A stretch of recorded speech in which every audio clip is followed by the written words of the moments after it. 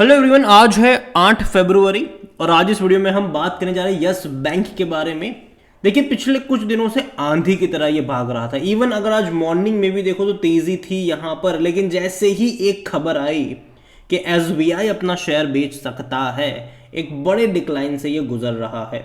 Morning में जो 6% की तेजी थी, अभी वो 1% की रह गई है। इवन एक टाइम ऐसा भी था जब ये नेगेटिव भी चला गया था, लेकिन पिछले एक महीने में देखो बेहतरीन रफ्तार पकड़ी। एक महीने क्या, पिछले 3 दिनों में कह लो कि बड़ी रफ्तार आई है। 22 रुपए से सीधा चला गया 30-32 रुपए पर। आज 32 रुपए के आसपास भी गया था। और मैंने ये पहले भी आपको बोला हुआ है कि जिन बैंक्स ने अर्ली इन्वेस्टमेंट यहां पर किया था, जब यस बैंक क्राइसिस आया था, 10 रुपए के भाव पर जिन्होंने इक्विटी खरीदी थी, वो कभी भी यहां पर प्रॉफिट टेकिंग करने के लिए आएंगे। और सबसे पहले एसबीआई आया है यहां पर, बात करेंगे उसके बारे में। लेकिन उससे पहले अगर आपने अभी तक चैनल को सब्सक्राइब नहीं किया तो प्लीज़ अभी इसे सब्सक्राइब कर लीजिए, क्योंकि आगे भी बहुत सारे वीडियोस हैं जो आपको काफ़ी ज़्यादा हेल्प करेंगे। तो पहले तो मैं ये बता दूं कि यस बैंक मुझे लॉन्ग टर्म के लिए अच्छा लगता है, और ये मैं कई बार बोल चुका हूं। जब यस बैंक क्राइसिस आया था तब भी मैंने कहा था यहाँ पर, जब आपको 10 रुपए के भाव पर यस बैंक का शेयर अलॉट हो रहा था बैंकों को, तभी मैंने कहा था कि अब ये 10 रुपए के नीचे तो कभी नहीं जाने वाला है। उसके बाद ऐसे कई मौके रहे, इंस्टेंसेस रहे कि एक बड़े फॉल से ये गुजरा, और हर बार मैंने कहा था कि 15 रुपए का लेवल मुझे अच्छा लगता है। जब भी उस लेवल में जाएगा बेहतरीन मौके बनेंगे, और अभी तो ये डबल हो चुका है वहां से भी। लेकिन हाँ, अब थोड़े बहुत करेक्शन यहाँ पर आएंगे, क्योंकि बहुत ही सिर्फ 2 दिनों में 22 से 32 का हो गया ये, ठीक है, 2 दिनों के अंदर। और जैसे ही 22 से 32 का हुआ, यहाँ पर आपको बड़े बैंक्स की तरफ से बिकवाल की आई। पहले जो तेजी की खबर आई थी वो एचडीएफसी की तरफ से आई थी कि एचडीएफसी यहाँ पर 10% के आसपास का स्टेक खरीद, मतलब 9.5% के आसपास का स्टेक खरीदने के लिए उनको मंजूरी मिल चुकी है आरबीआई की तरफ से। तो एक तेजी आई यहाँ पर। और आज जैसे ही खबर आई कि एसबीआई लाइकली टू सेल जो शेयर है यस बैंक में ब्लॉक डील के जरिए, एक झटके में जो 6% की तेजी थी वो 1% की रह गई। शायद जब मार्केट क्लोज होगा तो वो शायद 1% की भी ना रहे। यहां पर अगर आप देखोगे तो State Bank of India is likely to sell its entire stake in Yes Bank with a block deal being the preferred mode of the sale. The bank जो है वो यहां पर 5,000 से 7,000 करोड़ रुपए की ब्लॉक डील करने वाले हैं। और यहां पर सबसे बड़ी बात पता है क्या होगी? With no taxes applicable on the sale. जो सेल होगा कोई टैक्स नहीं लगेगा उसके ऊपर। ये सीएनबीसी आवाज की रिपोर्ट है, मेरी नहीं है। यहां पर अगर आप देखोगे तो there will be no lock in for Yes Bank on sale of Yes, sorry, for SBI on sale of Yes Bank का share. The SBI board is expected to discuss the sale of shares in Yes Bank soon, with the proceed being used to boost balance sheet liquidity. Additionally, if the shares are sold in open market, SBI may avoid equity dilution for the capital requirement. तो यहां पर बड़ी बात है, तकरीबन 23.55 crore shares की बड़ी block deal की चर्चा हो रही है, और ये सीएनबीसी की रिपोर्ट कह रही है। और उसके चलते आज बहुत बड़े पैमाने पर अगर आज वॉल्यूम देखोगे तो भाई साहब 150 करोड़ शेयर ट्रेड हो रहे हैं अभी तक। 150 करोड़ अब तक की मुझे तक कि शायद सबसे हाईएस्ट के आसपास ही होगा ये। इतनी बड़ी क्वांटिटी में ट्रेडिंग बहुत कम देखने को मिलती है। 150 करोड़ शेयर्स, और अभी भी दिन खत्म नहीं हुआ है। शायद जब मार्केट क्लोज होगा 200 करोड़ शेयर्स की ट्रेडिंग आपको देखने को मिल जाएगी। 200 करोड़ शेयर्स की ट्रेडिंग, आप सोच रहे हो 30 रुपए के भाव से आप लगा लो, इसको मल्टीप्लाई कर लो कि कितने करोड़ का आज यहाँ पर यस बैंक में वॉल्यूम ट्रेड हुआ है।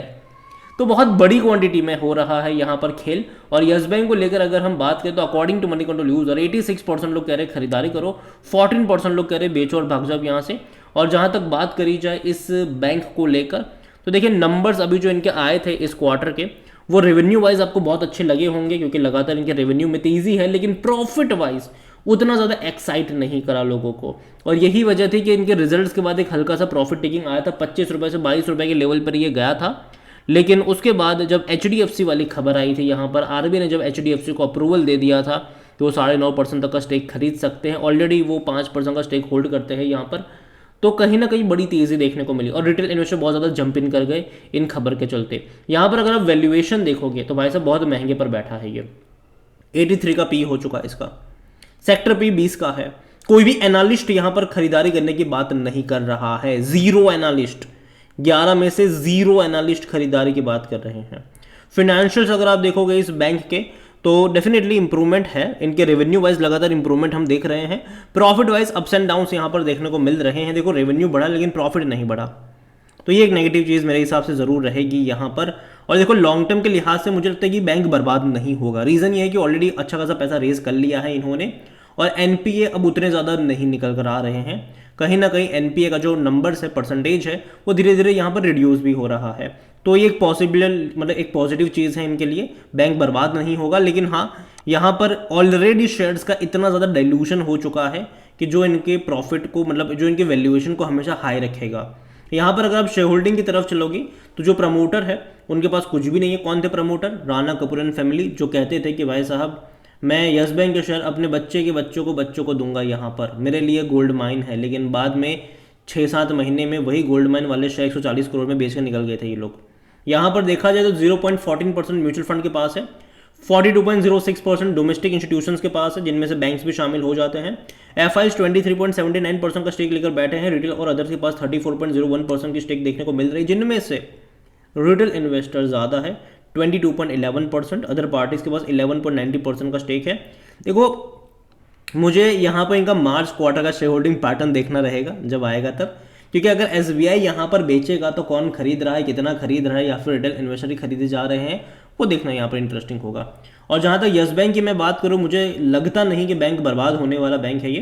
डेफिनेटली लॉन्ग टर्म में अच्छे खासी रिकवरी आपको यहाँ पर देखने को मिलेंगी, लेकिन शॉर्ट टर्म में जब भी इसने बड़ा मूव दिखाया है ये गिरावट से गुजरा ज़रूर है। और आज मुझे लगता है कि जो एसबीआई वाली खबर है, कहीं ना कहीं लोगों को इसके ज़रिए गिरावट एक्सपेक्टेशन रहेगी, लेकिन बड़ी क्वांटिटी में ट्रेडिंग भी हो रही है। जितनी बिकवाली आ रही है उतनी खरीदारी भी आ रही है। 6% की तेज़ी आज मॉर्निंग में थी, अभी 1% की रह गई है। शायद जब मार्केट क्लोज होगा तो वो 1% की भी नहीं रहेगी। और जहाँ तक देखा जाए तो आप एक चीज़ नोट करो कि जो सरकारी बैंक से छोटी सरकारी बैंक है उसने आंधी में तेज़ी दिखाई है, बेहतरीन रफ्तार देखने को मिले। लेकिन जो छोटे प्राइवेट बैंक है वहाँ पर पिछले 1 महीने में तेज़ी नहीं आई है। और यस बैंक अगर भागा है तो उसकी वजह ये भी थी कि एचडीएफसी वाली खबर आ गई थी यहाँ पर। उसके अलावा एसबीआई इनका करता धरता था। ये कहा जाता कि भैया एसबीआई है कुछ नहीं होगा, लेकिन अगर एसबीआई यहाँ से एग्जिट कर लेते हैं तो जो एसबीआई का जो बैकबोन अब तक हम कह रहे थे वो क्या होगा। और अगर कोई बड़ा आ भी रहा है यहाँ पर तो वो किस प्राइस पे खरीदारी कर रहा है। एसबीआई अगर बेच भी रहा है, देखो 30-32 रुपए के प्राइस पर कोई नहीं खरीदेगा, ठीक है। अगर एसबीआई ब्लॉक डील करता भी है ओपन मार्केट में शायद निकाल दे तो कुछ अलग बात है, लेकिन देखा जाए तो कहीं ना कहीं अगर किसी इंस्टीट्यूशंस को ये बेचने जाएंगे तो वो 30-32 के प्राइस में नहीं खरीदेंगे इसको। तो ओपन मार्केट में बेचेंगे तो शायद हो सकता है, लेकिन ओपन मार्केट में जब बेचने के लिए आएगी इतनी सारी क्वांटिटी तो इस तरीके से गिरावट भी आपको देखने को मिलेगी। तो किस प्राइस पे एसबीआई यहाँ पर बेच के निकल रहा है, बेच भी रहा है कि नहीं, क्योंकि देखो ये सोर्सेस है, हालांकि काफ़ी क्रेडिबल सोर्स है।